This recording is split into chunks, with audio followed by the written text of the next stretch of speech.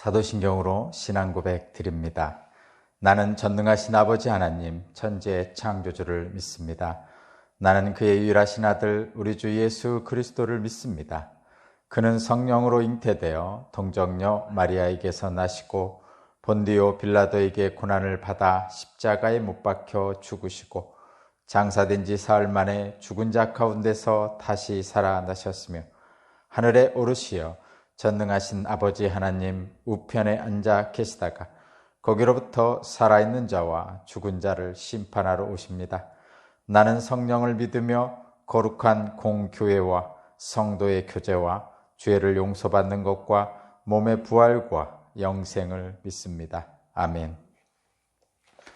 찬송가 516장입니다. 516장.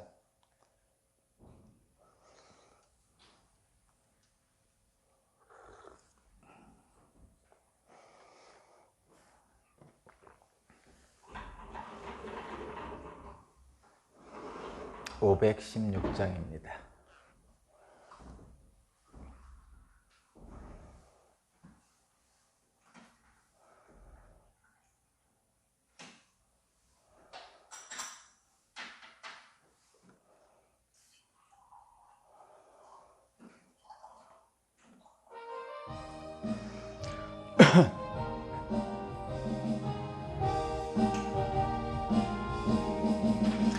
옳은 길 따르라 의의 길을 세계 만민의 참된 길 이 길 따라서 살기를 온 세계에 전하세 만 백성이 나갈 길 어두운 밤 지나고 동튼다 환한 빛 보아라 저 빛 주 예수의 나라 이 땅에 곧 오겠네 오겠네 주 예수 따르라 승리의 길 주 만민이 나갈 길과 진리요 참 생명 내 창검을 부수고 다 따르라 화평왕 어두운 밤 지나고 동튼다 환한 빛 보아라 저 빛 주 예수의 나라 이 땅에 곧 오겠네 오겠네 놀라운 이 소식 알리어라 세계 만민을 구하려 내 주 예수를 보내신 참 사랑의 하나님 만 백성이 따를 길 어두운 밤 지나고 동튼다 환한 빛 보아라 저 빛 주 예수의 나라 이 땅에 고난길에 치고 찾아온 길 많은 백성을 구한 길 모두 나와서 믿으면 온 세상이 마침내 이 진리에 살겠네 어두운 밤 지나고 동튼다 환한 빛 보아라 저 빛 주 예수의 나라 이 땅에 곧 오겠네 오겠네 아멘. 오늘 주신 하나님 말씀은 다니엘 2장 36절에서 49절입니다. 다니엘서 2장 36절에서 49절까지 말씀을 제가 봉독하겠습니다. 이것이 그 꿈인데 우리가 그것을 풀이하여 임금님께 말씀드리겠습니다. 임금님 왕들 가운데서도 으뜸가는 왕이십니다.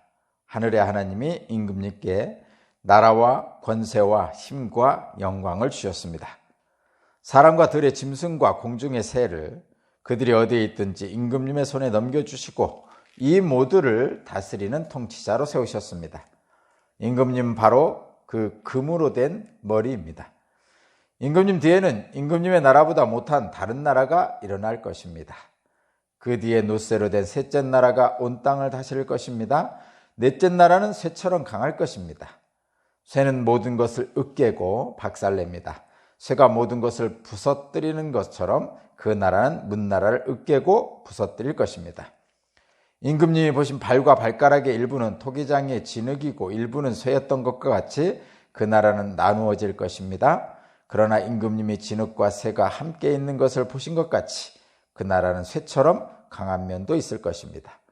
그 발가락의 일부가 쇠이고 일부가 진흙인 것 같이 그 나라 일부는 강하고 일부는 쉽게 부서질 것입니다. 임금님께서 진흙과 쇠가 함께 있는 것을 보신 것 같이 그들이 다른 인종과 함께 살 것이지만 쇠와 진흙이 서로 결합되지 못한 것처럼 그들이 결합되지 못할 것입니다. 이 왕들의 시대에 하늘의 하나님이 한 나라를 세우실 텐데 그 나라는 영원히 망하지 않을 것이며 다른 백성에게 넘어가지 않을 것입니다. 그 나라가 도리어 다른 모든 나라를 쳐서 멸망시키고 영원히 설 것입니다. 아무도 돌을 떠내지 않았는데 돌 하나가 난데없이 날아와서 쇠와 놋새와 진흙과 은과 금을 으깨는 것을 임금님이 보신 것은 위대하신 하나님이 앞으로 일어날 일들을 임금님께 알려주신 것이며 이 꿈은 그대로 이루어질 것이고 이 해몽도 틀림없습니다. 아멘. 오늘 말씀의 제목은 다니엘의 꿈 해석. 다니엘의 꿈 해석인데 우리가 가야 될 길은 영원한 하나님 나라를 향하여, 영원한 하나님 나라를 향하여 라는 제목입니다. 다니엘의 꿈의 내용을 어제 본문이었죠. 다니엘이 꿈의 내용을 말하는 장면이 어제 본문이었고 오늘은 꿈의 해석하는 부분입니다. 느부갓네살 왕의 황당한 요구가 있었죠. 자기가 꿈을 꿔놓고 꿈의 내용도 얘기해 주지 않으면서 꿈을 해석하라고 갑질을 했습니다. 세상의 모든 지혜자들은 인간의 지식으로, 지혜로는 알 수가 없는 거죠. 사실 남이 꾼 꿈을, 심지어는 왕 자체도 잘 기억이 안 나는, 꿈을 꾼 왕 자체도 잘 기억이 안 나는 내용을 말하라고 그러면, 그러면서 내용을 말하면서 해석도 하라고 그러면 그것을 할 수 있는 세상의 지식은 없습니다. 그래서 이 왕궁에 있던 지혜자들이 그것은 사람이 할 수 있는 일이 아니고 신들 중에 왕만이 할 수 있다 이렇게 표현한 거죠. 어쨌든 그런 황당한 요구를 하나님께서는 다니엘에게 꿈을 보여주시고 해석을 알려주심으로써 느부갓네살 왕의 황당한 요구를 해결할 수 있는 힘을 다니엘에게 주셨습니다. 능력을 주셨습니다. 하나님께서 다니엘에게 그런 힘과 능력을 주신 것은 다니엘의 신앙적 결단을 보시고 그를 기쁘게 받으신 거죠. 그러니까 다니엘이 비록 이방 땅 먼 곳에 가 있지만 그래도 하나님의 백성으로서 하나님이 말씀하신 율법을 지키려고 애쓰는, 그리고 세상 권세의 좋은 것들보다, 왕이 준 음식들보다 하나님의 말씀을 지키는 것이 더 복되다고 생각한 다니엘의 신앙적 결단을 보시고 하나님께서 다니엘에게 능력을 주셨습니다. 오늘 본문을 보면 다니엘의 꿈을 해석하는데 큰 신상이 나오죠. 큰 신상은 바벨론 제국과 그 이후에 나타날 왕국들을 얘기합니다. 큰 신상이 머리는 금으로 되고 그 밑에 은과 쇠와 진흙으로 되고 이런 것들이 있었죠. 그 큰 신상은 바벨론 제국 이후에 등장할 왕국들. 말하자면 큰 신상은 세상의 권세들의 총체, 세상의 권세들을 나타내는 거죠. 말하자면 예수님이 이 땅에 오시기 전, 예수님 나라가 오시기 전에 세상의 나라들을 얘기합니다. 분명하게 여기서 드러나 있지는 않지만 거기 넷째 나라가에 대한 얘기가 나오죠. 거기 40절. 첫 번째 해석으로는 거기 보면 38절을 보면 느부갓네살 왕을 금머리라고 이렇게 표현하고 있죠. 그렇죠? 38절의 마지막에 느부갓네살 왕이 그 신상의 큰 머리에 금으로 된 머리가 있는데 그 금머리다 이렇게 표현하고 있고, 그 다음에 그 뒤에 이제 느부갓네살 왕 이후에 나타날 나라들은 조금 이렇게 느부갓네살 왕의 권세보다 좀 그렇지 못한 나라가 일어날 것이다. 그리고 39절 이렇게 얘기하고 있고요. 그 다음에 40절에 오면 넷째 나라가 쇠처럼 강할 것이다 이렇게 말씀하고 있는데, 넷째 나라는 분명하게 말하고 있지는 않지만 아무래도 그 로마를 얘기하는 것 같습니다. 그래서 그 넷째 나라가 쇠로 되어 있는데 쇠처럼 강해서 모든 것을 다 으깨고 부서뜨릴 것이다 이렇게 하고 있습니다. 그러면서 이제 41절의 마지막 보면 그 나라는 쇠처럼 강한 면도 있을 것이다. 그리고 그러나 42절 마지막 보면 일부는 강하고 일부는 쉽게 부서질 것이다. 그리고 43절 마지막 보면 쇠와 진흙이 서로 결합되지 못한 것처럼 그들이 결합되지 못할 것이다. 그러니까 물론 넷째 나라는 로마를 상징할 수도 있는 것 같고요. 어쨌든 세상의 권세들의 총체를 이 신상에 담아서 얘기하고 있는데, 결국은 세상의 나라들은 어떻게 되냐면 쇠와 진흙이 함께 있는 것처럼 서로 결합되지 못할 것이다. 그런 얘기죠. 일부는 강하고 일부는 쉽게 부서지고 그들은 결합하지 못할 것이다. 그러니까 세상 권세의 어떤 그 유한성, 한계성 이런 것들을 얘기하고 있죠. 그런 것입니다.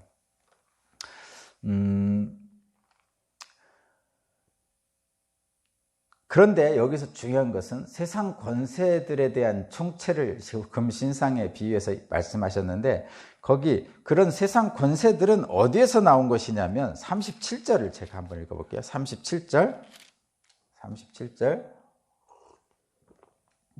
임금님은 왕들 가운데서도 으뜸가는 왕이십니다. 하늘의 하나님이 임금님께 나라와 권세와 힘과 영광을 주셨습니다. 37절. 여기서 임금님은 느부갓네살 왕을 얘기하는 거죠. 느부갓네살 왕은 왕들 중에 으뜸인 왕이다 이렇게 말하면서 지금 그 뒷부분에 이 다니엘은 느부갓네살 왕에게 뭐라고 하냐면, 당신에게 나라와 권세와 힘과 영광을 주신 분은 하늘의 하나님입니다 이렇게 얘기하고 있죠. 이게 중요합니다. 금으로 된 머리인 느부갓네살 왕에게 나라와 권세와 힘과 영광을 주신 분은 하나님이다라는 것을 지금 얘기하고 있죠. 그래서 세상의 권세는 일시적이고 제한적인데 그 일시적이고 제한적인 그 나라를 하나님께서 지금 느부갓네살 왕에게 주셨다고, 하나님께서 주셨다고 지금 말하고 있는 거예요. 지금 다니엘은 느부갓네살 왕으로 하여금 하나님을 경외하는 자리로 이끌고 있는 거죠. 지금 그런 거입니다. 자, 세상의 권세가 대단히 대단하다는 걸 표현할 때, 세상 권세가 대단한 걸 대단하다고 표현할 때 공중에 나는 새도 떨어뜨린다, 뭐 이런 표현을 씁니다. 공중에 나는 새도 떨어뜨릴 만한 권세를 가지고 있다, 이렇게 표현하죠.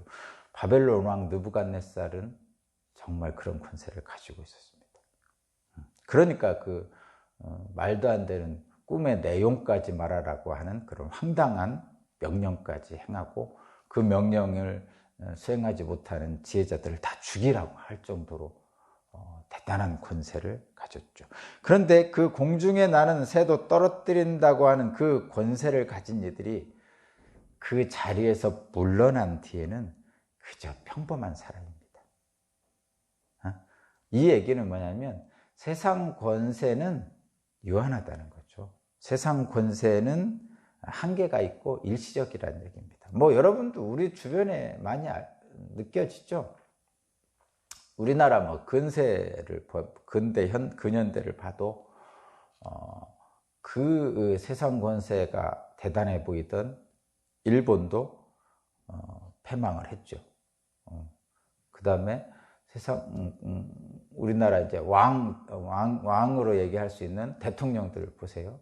대통령들 보면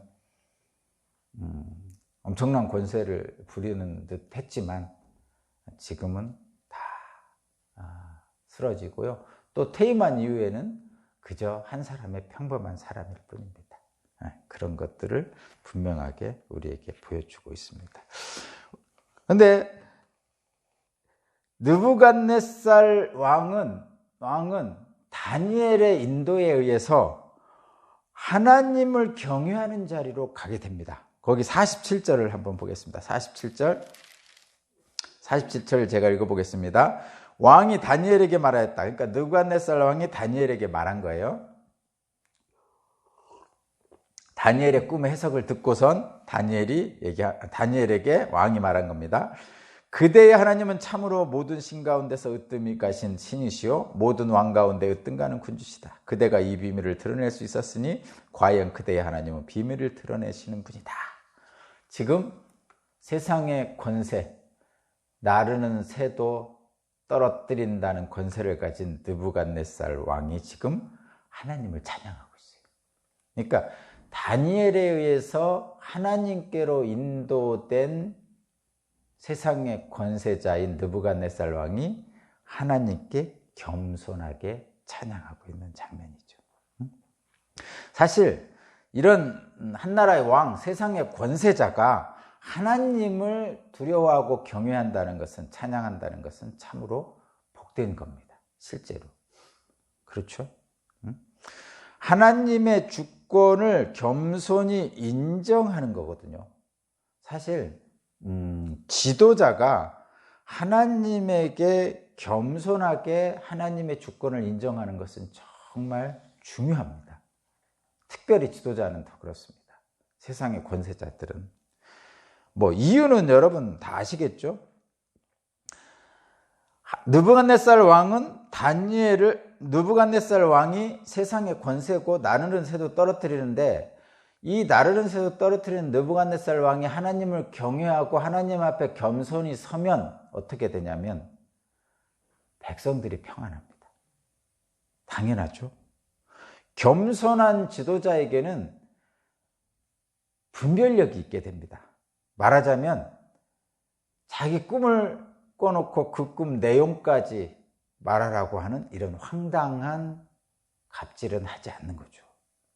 그리고 그것을 행하지 못했다고 그 지혜자들을 모두 죽이라는 명령을 하지 않는 거죠. 어떻게 하나님 앞에 겸손하게 나아가서 하나님을 두려워하면서 하나님을 경외하면서 그런 잘못된 명령을 내릴 수가 있겠습니까? 그러니까 지도자는 그래서 하나님의 주권을 인정하는 것이 정말 중요합니다. 하나님께서 내게 주셨어. 그러니 나는 하나님 앞에 겸손하게 하나님이 맡기신 일을 해야 돼. 이렇게 생각을 해야 되죠. 이거를 거꾸로 생각하는 사람도 있죠, 여러분. 거꾸로 생각하는 사람. 하나님이 내게 권력을 주셨으니까 너희들은 꼼짝 마. 이러고 오히려 권세를 남용하는 사람이 있습니다. 옛날에 서양에서는 왕권 신수설이라는 게 있었어요. 말하자면 왕의 권력은 하나님이 주셨습니다. 숫자는 받을 숫자거든요. 왕의 권력은 하나님이 주셨습니다. 그러니까 너희 백성들은, 나는 하나님께서 주신 권력을 사용하는 거니까 너희 백성들은 무조건 복종해라, 이런 얘기입니다. 무조건이 들어가요, 거기에. 절대로 왕의 권력에 대항하면 안 된다, 뭐 이렇게 표현하는 거죠. 근데 그것은 하나님이 주셨는데 권력을, 그 하나님이 권력을 주신 목적을 잊어버린 거죠. 왜 그렇죠? 하나님을 두려워하지 않는 거예요. 실제로 하나님 앞에 겸손하지 않은 거죠. 자기가 하나님처럼 행하는 거죠. 그게 왕권 신수설이에요. 하나님이 권력을 주신 이유는 뭐죠? 백성들을 잘 다스리라는 거죠.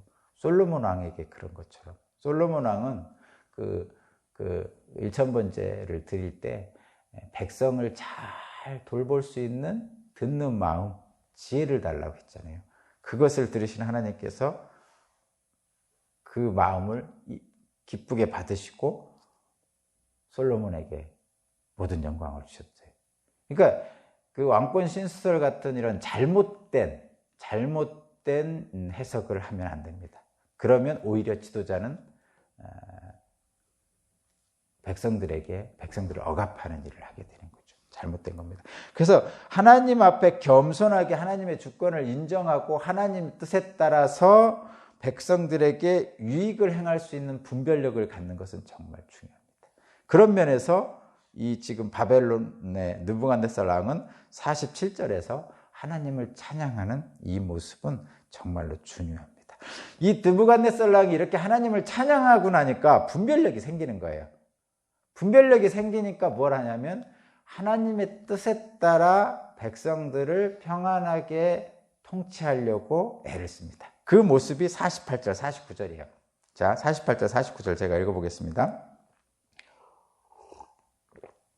왕은 다니엘의 지위를 높이고 귀한 선물을 많이 주며 그를 바벨론 지역의 통치자와 바벨론 모든 지혜자의 어른으로 삼았습니다. 그리고 49절 마지막에 보면 다니엘은 왕의 궁전에 계속 머물러서 왕에게 조언을 한 거죠. 그리고 또 49절 왕은 다니엘의 요구를 받아들여서 사드락, 메삭, 아벳느고를 세워서 바벨론 지방의 일을 맡아서 다스리게 했습니다. 그러니까 하나님을 찬양하고 하나님의 주권을 인정한 느부갓네살 왕은 지도자로서 겸손한 분별력을 갖게 됩니다. 그래서 비로소 백성들을 올바르게 이끌고 통치하는, 그래서 백성들에게 유익을 주게 하는 일들을 하게 되는 거죠. 분별력 있는 왕으로. 그래서 그 다니엘을 왕궁에 계속 머무르게 하면서 모든 지혜자의 으뜸자리를 차지하게 하고, 또 새 친구에게는 지방으로 보내서 지방의 관리를 삼아준 거죠. 말하자면 뭐 도지사나 이런 걸 삼아주신 거죠. 뭐 여기서 굳이 얘기한다면 뭐 꼭 그러면 이건 사족처럼 제가 얘기합니다. 우리 기독교인들의 교만을 경계하기 위한 말로 하는 겁니다. 그러면 세상의 지도자들의 분별력은 꼭 다니엘이나 새 친구 같은 사람을 등용해야 되느냐? 기독교인을 등용해야 되느냐? 말하자면 이런 생각을 할 수 있죠. 정말 하나님을 경외하는 다니엘과 새 친구라면 당연히 등용해야 되겠죠. 근데 하나님을 경외하는데 하나님 일을 하는 사람은, 그러니까 이 다니엘과 새 친구는 왕궁에서 왕궁 일을 하는 사람들이잖아요. 말하자면 정치를 하는 사람이란 말이에요. 행정을 하는 사람이에요. 그런데 하나님 일을 하는 목회적인 일을 하는 사람은 정치를 하면 안 되죠. 그러니까 우리 기독교인들 중에 많은 사람들이 기독교 왕국을 세우라고 그러잖아요. 세상에 하나님이 이 땅에 그리스도의 왕국을 세우기를 원하신다 이렇게 표현하잖아요. 그 그리스도의 왕국이 목사가 통치하는 나라를 말하는 건 아닙니다. 그렇죠? 예수님이 직접 통치 안 하셨잖아요. 예수님이 이 땅에 오셔가지고 직접 이스라엘을 통치하지 않으셨어요. 하나님도 마찬가지죠. 직접 통치하지 않으셨어요. 다 사람을 세워서 통치하셨죠. 그리고 이스라엘은 뭐 다윗 왕을 세우고 뭐 그랬겠지만 바벨론은 느부갓네살 왕을 세워서 통치하셨잖아요. 그렇죠? 그러니까 우리 기독교인 중에 많은 사람들이 그 오해를 하는 경우가 있어서 그렇습니다. 물론 다니엘과 세 친구와 같은 왕궁에서 일하는 정치와 행정을 하는 사람들은 정말 하나님을 믿는 겸손한 사람들이니까 등용을 해야 되겠죠. 그렇다고 해서 하나님이 기독교인만 등용하느냐? 그건 아니란 얘기예요.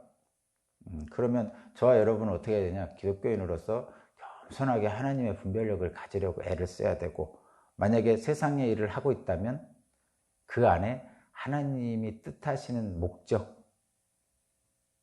가난한 자와 소외된 자와 또 모든 백성들이 믿음으로 경계하게 살 수 있도록 분별력을 갖고 행정을 해야 되겠죠. 그렇게 하면 됩니다.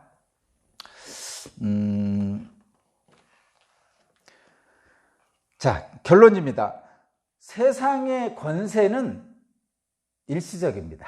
지금 신상으로 대표되는 그 나라들 보면 일시적이죠. 일시적입니다.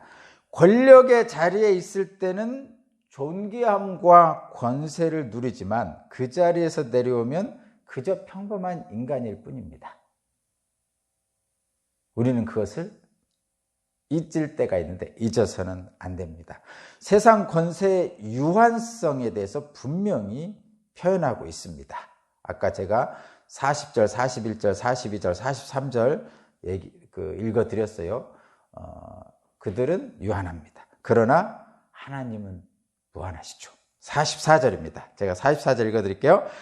이 왕들의 시대에 하늘의 하나님이 한 나라를 세우실 터인데 그 나라는 영원히 망하지 않을 것이며 다른 백성에 넘어가지 않을 것이다. 그 나라가 도리어 다른 모든 나라를 멸망시키고 영원히 설 것입니다. 이렇게 표현하고 있죠.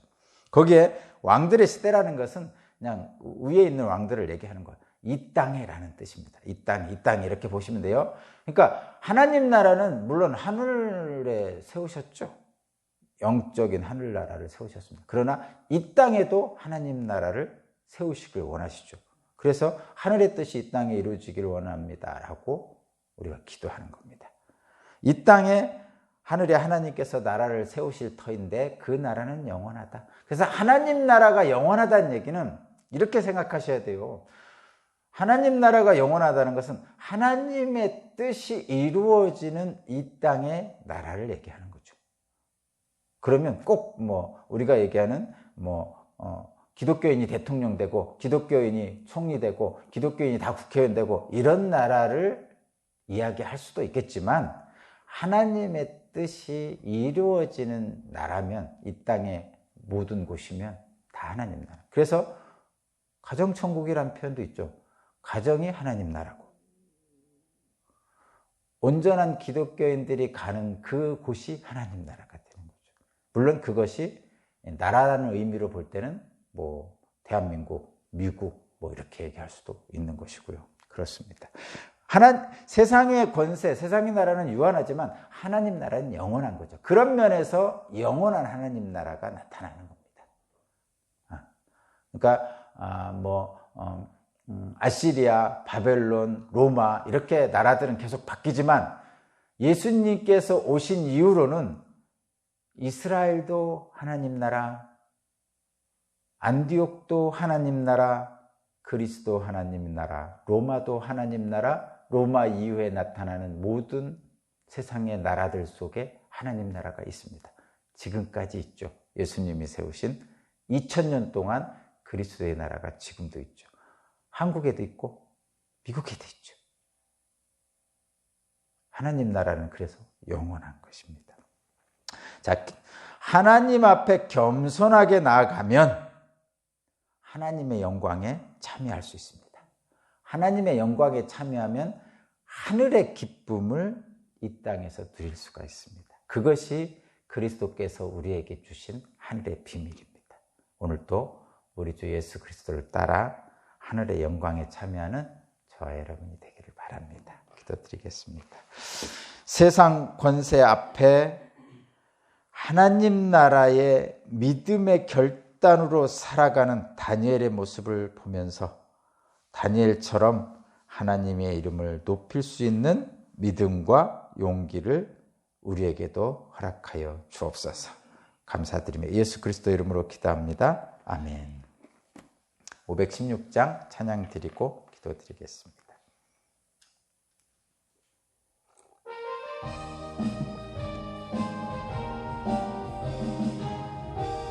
멈췄어요? 저거 멈췄어요?